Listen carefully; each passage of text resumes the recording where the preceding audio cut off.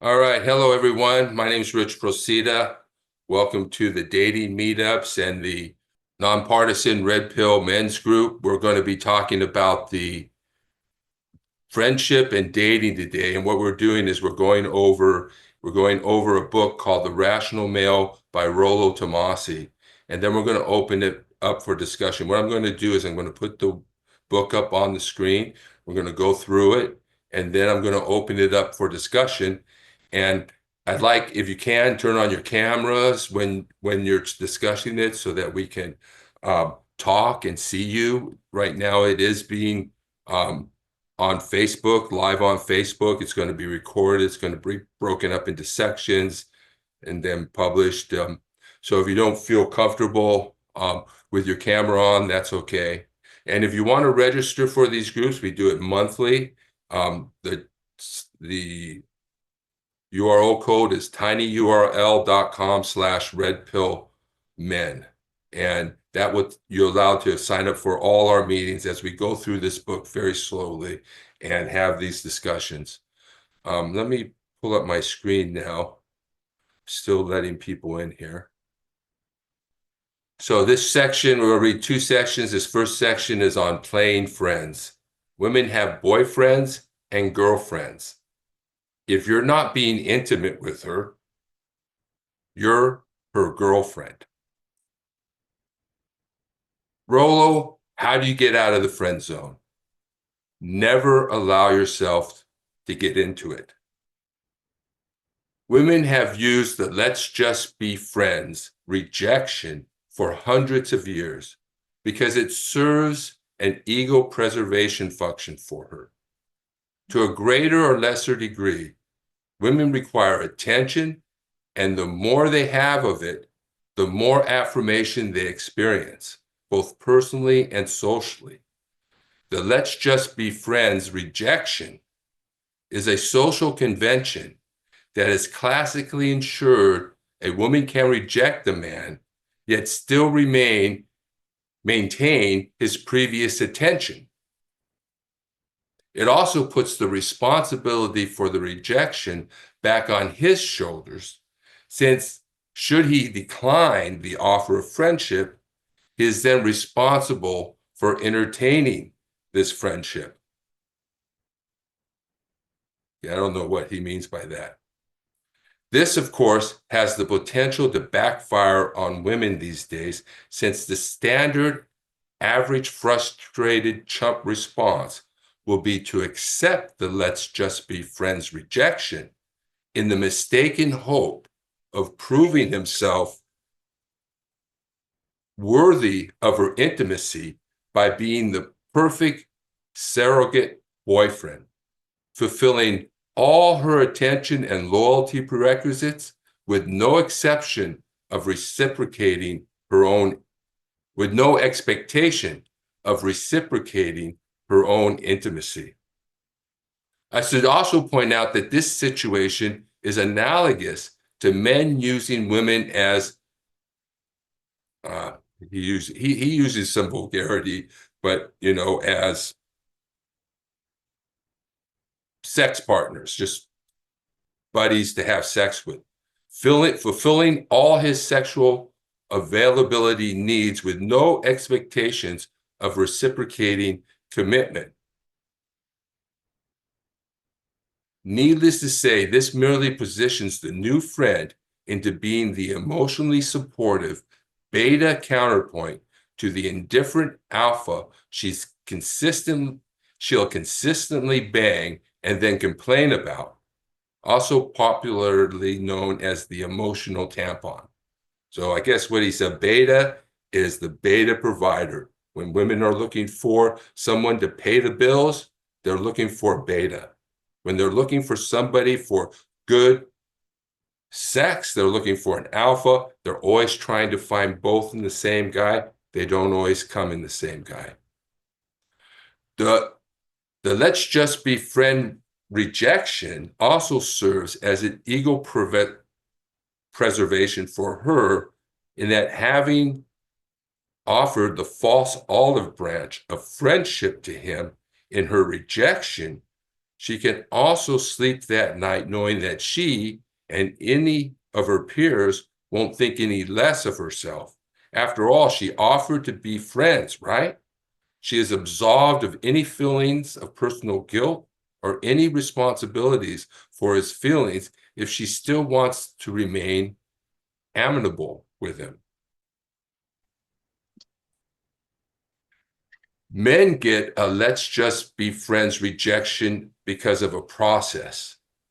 These are the friends first mindset guys, the guys who put far too much emphasis on a solitary woman and wait her out until the perfect moment to attempt to escalate to intimacy, at which point her most comfortable rejection buffer is to let's just be friends.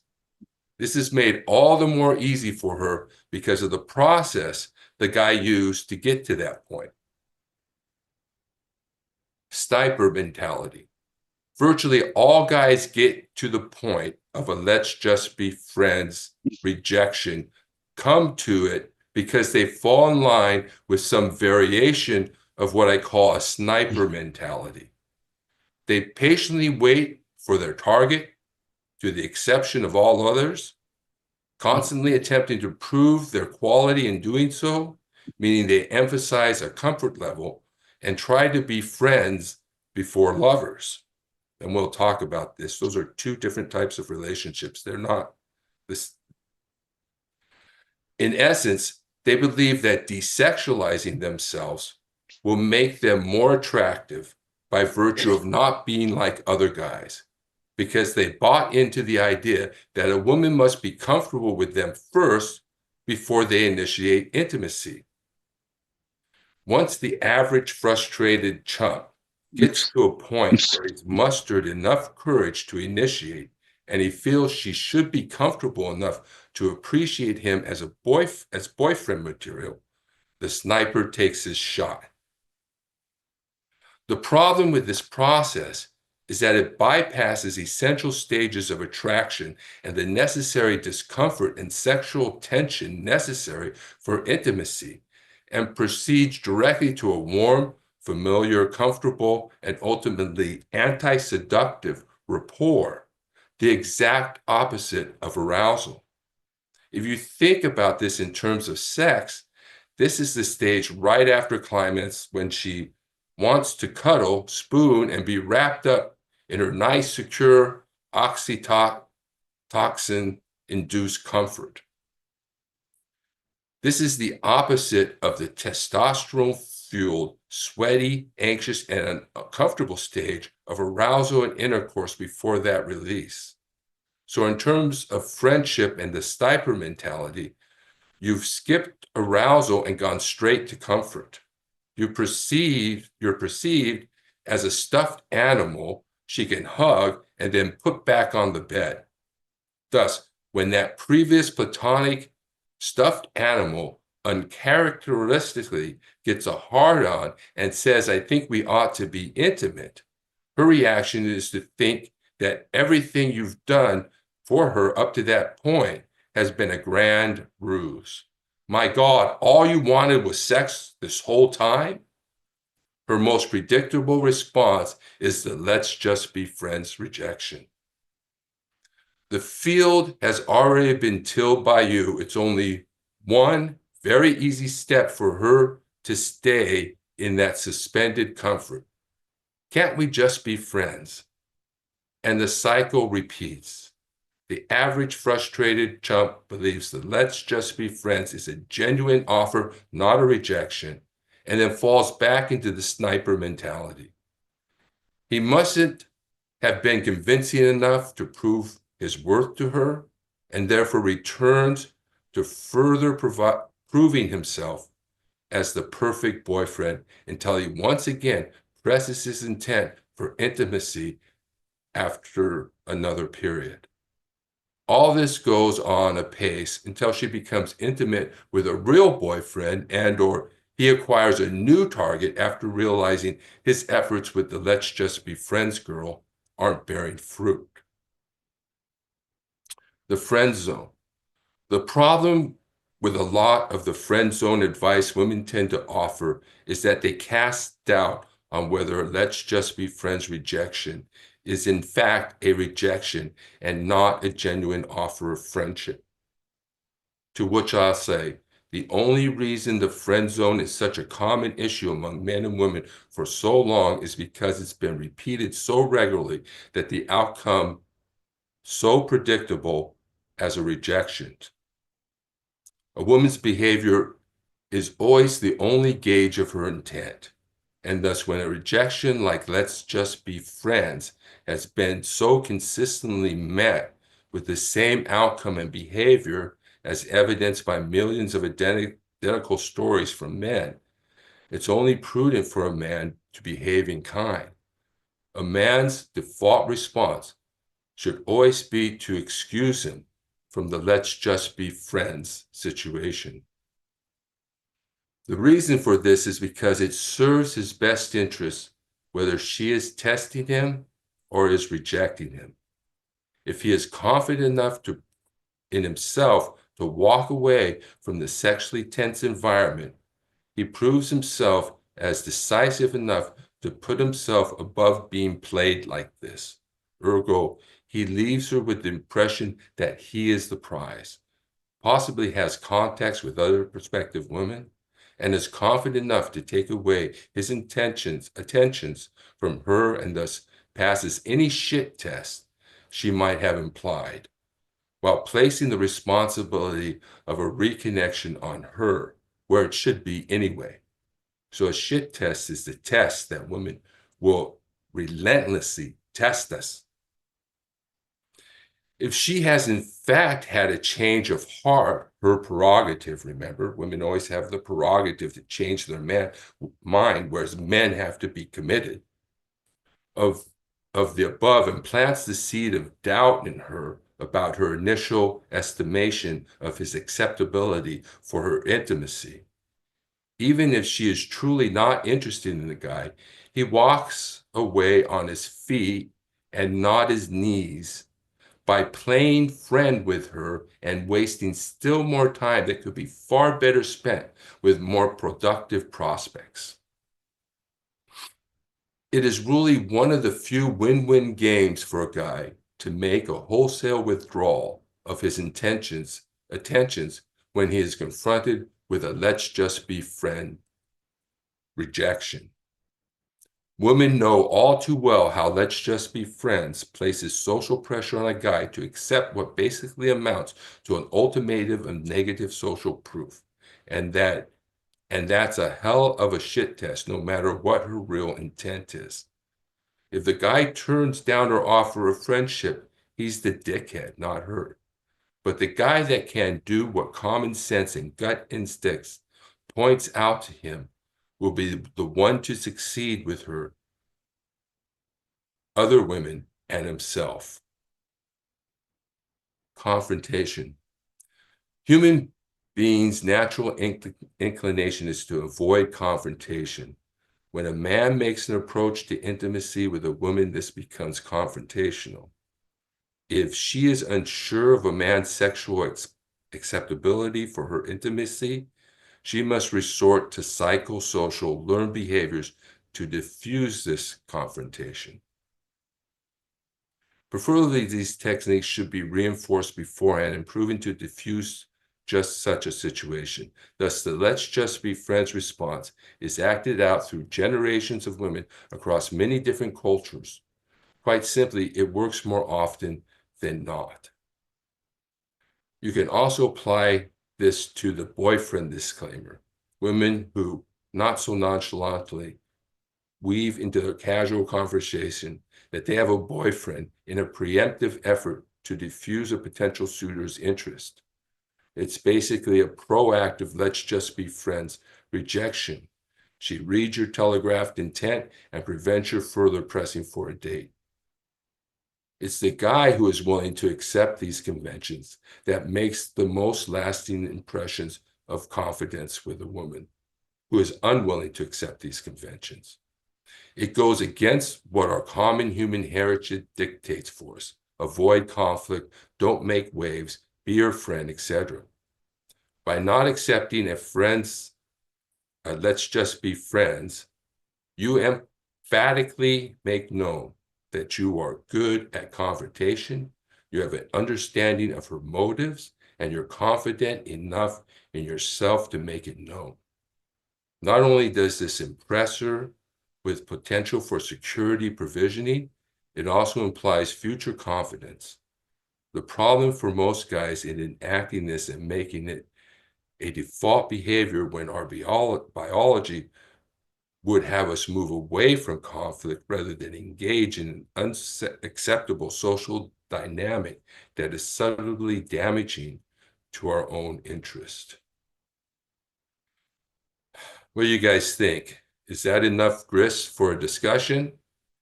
Or should we move on to long distance relationships? Let's stop right here for now, and then we can go to that later if we want to. One of the things that I just did recently, I went on a date on Friday night, and the woman said, came up. She's just started dating, so she doesn't know what she's doing. Let's just be friends. Let's be friends first, friends first, right? And I basically said, okay, we split the bill. It's not a date. There's no romantic encounter, you know? But of course, she didn't want to do that. Eventually, she reneged. But that was a huge problem for me for a long time, figuring out how to deal with this, you know, and premature commitment. So that's sort of part of it, you know, that this idea that we're going to be friends first is putting you in the friend zone right from the beginning and making you work out of the friend zone into a romantic relationship. And what we want, and look, we're on a dating app, we're going on a date, we're past the friendship phase. We're not going through the friendship phase. That comes with getting to know each other. We're trying to get into a romantic relationship, not to play friends. But I want to hear what you guys have to say. Do you guys have any questions, any statements? Yeah. Yeah. Okay, Oh, Nancy. yeah, it all depends on your definition of friend. I mean, you're making friend sound like it's dog shit. Friend is one of the best things in the world, male or female, if you actually have a true friend. So I don't know. I mean, that's all I'm just saying is define friend. Right. And then Well, when you told your story about your date, I would have went, you said she reneged on splitting the bill. I would have went, great, let's split the bill. I don't know why she reneged because she's playing some game.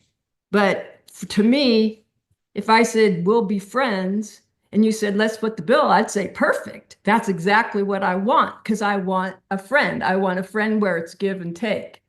We split the bill. I bring you a flower, you bring me a flower. It's a friendship. A friendship to me is one of the best things in the world. I yeah, don't know, I mean, I know the stereotype is exactly what you read in that literature, but it just doesn't take into account how a friend is seen and defined. in the ancient world, friendship was the highest form of love. That love, giving your life for a friend, was the highest form of love. And goes the culture behind this biblical story. I do see friendship as being important. The problem is that we get this idea, one, that somehow because we want to be friendly with each other and we want to get along and we want to enjoy each other's company and we want to do things together that we enjoy together, and both men and women want to do those things, we tend to think friendship is the most important thing, but it really, we're not going on a date to be friends. And it really takes the romance out of the picture. It's really what it is. It's a way of saying, I don't want to have sex right away. When women say, I just want to be friends, and Nancy, you can tell me if this is your experience. When they say, let's be friends first, right? As opposed to let's just be friends. Let's just be friends is just a rejection, saying I'm not interested in you romantically. But let's be friends first is kind of a way of putting off intimacy. It's Well, a I don't know, because as you were reading that, I was thinking, okay, so it sounded like the author was saying, if this person doesn't have sex with me right away within, 48 hours, then they're doing me wrong. So I'm going to split. Okay, if that's how you feel, I mean, go then. I don't really understand it because like it's saying like it's like those to me, it's like those sales pitches that say, oh, this deal will only last, it'll be gone in 48 hours. It's 50% off. And if you call, if you're the first 10 callers, you can get the 50%. After that, it's too late. It's like a pressure thing. And it's why would anyone want that? And by the way, not everyone that hangs out with people meets them on dating apps. If I agree, if you meet them on a dating app, that's different. Then kind of what you're saying is true. But I'm more like into meeting people in activities that I do on an ongoing basis. Mhm. And so that I think is where you are friends. You're friends in an organic way because you are involved in whatever, like a committee or a project you're doing together or a community panel that's fighting climate issues. And you are friends already. And that gives an organic way for people to Mhm. get to know each other. I mean, if you're going on a dating app, it to me, well, I tried them a lot and I don't like them and I don't use them because it's just the whole thing is just awful. I mean, it's not awful. It just didn't work for me. Let's put it that way. Well, dating apps have not worked for a lot of people, but they've been working for me, thank God. Um, but I do think that there are times, places where you can have common interests, where you can meet people. There's sometimes when like these people, women will sometimes say, well, I'm not going to date anybody from this club because this club is about this and it's not about relationships. It's a yacht club. And the women going, they're not dating anybody from the yacht club. They're members, but they're not dating anybody there. That there becomes that work has become a no sex zone because of the danger. I So, disagree with that. I think work should be a place where you meet people and they become your partner or your friend or everything. well, And you can be, that's a Brand, stupid rule. yeah. How nobody be able to meet people at work because that's one of the few places where people are together in life. And to just cut them off that way is like taking away their humanity. And I think that's horrible. Well, That's why that's, people are forced to use dating apps. I don't well, like that at yeah. all. Yeah, I think I understand that. And, it's a nice thing to say, that we could meet at work until you get pulled into the human resources office, for asking for a number or asking, and the conception is not in conformance with the law because just asking for a woman out for a date is not sexual harassment. It's if you do it repeatedly after she said no, that it can become a hostile environment. But yeah, work has become a place where it's very dangerous. You're going to get your employer involved if you get into an argument. But that's besides the point here. The point is that of course people want to be friends and meet every, but the question becomes how do you be lovers? And um is it like, and it's not like we want to have sex right away, but we really feel that women should want to, that they should not want to. And that and one thing I know about a woman who has sex with me on the first date is one, she's hot for me. That's one thing I do know. And the woman who isn't, we don't know yet. So this is, are we good? So how do we transition from this friendship to lovers, and why do we need to do them in a particular order? We can get to know each other and still have a romantic relationship, not an unromantic interaction, which a friendship is a non-romantic relationship. And a date, on the other hand, is an opportunity for a romantic encounter. So the two things, the two types of relationships, although you can be friendly on the date, you know, if you're stuck with friends, forget being flirtatious, forget holding hands, forget putting your arms around her, forget trying to kiss. Those are things, you know, but I like what you said about, you know, hey, if a guy says, if you're going to tell him, let's just be friends, you better pay for your part of the date. Don't expect him to pay for part of the date. But when a woman says, I want to be friends first, she still expects you to court her. And that's why the woman didn't want to back down and say, okay, sure, I'll pay my half of the share for the date, you know, because they still want you to court them and still want you to pay for the dates and still want that romantic, that game, that encounter of a feminine and the masculine. And that doesn't come with friendship. Friendship doesn't have that. And there's no reason we need to have an extended period. You said, oh, a couple weeks, an extended period of non-intimacy just to get to know each other. We can get to know each other and be intimate at the same time. There isn't any rule that says we can't get to know each other when we're being intimate. We can certainly be intimate and get to know each other at the same time.